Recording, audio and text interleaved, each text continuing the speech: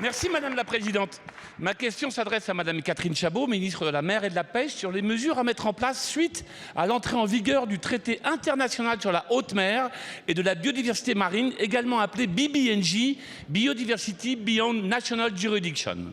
Madame la ministre, le traité BBNJ, adopté en consensus par les États membres de l'Organisation des Nations Unies en juin 2023, complète la Convention de Montego Bay sur le droit de la mer pour mieux prendre en compte les enjeux de protection des écosystèmes marins du fait de la progression des activités humaines en haute mer, c'est-à-dire à plus de 200 000 de nos côtes. Ce traité est constitué de 4 grands piliers. Le partage juste et équitable des avantages tirés de l'utilisation des ressources génétiques marines, la création d'outils de gestion par zone, y compris les aires marines protégées, l'obligation d'études d'impact pour les activités humaines, le renforcement des capacités et le transfert de technologies marines au profit des pays en développement.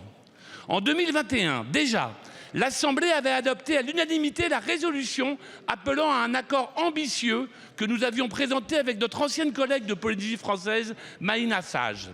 Les députés ont ensuite adopté à l'unanimité le projet de loi de ratification du traité en mai 2024, suivi par le Sénat à la fin de la même année.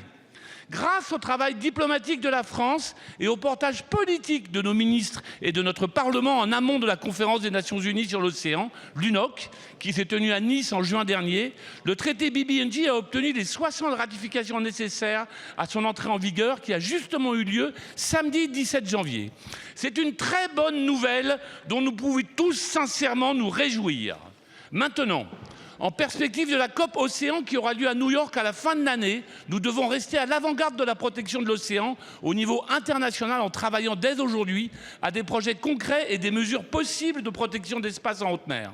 Madame la ministre, je m'interroge sur ce que la France entend mettre en œuvre pour proposer comme outil de conservation de la biodiversité marine par zone, y compris les aires marines protégées en amont de la COP Océan, dès que les premières années d'entrée en vigueur de l'océan. Merci.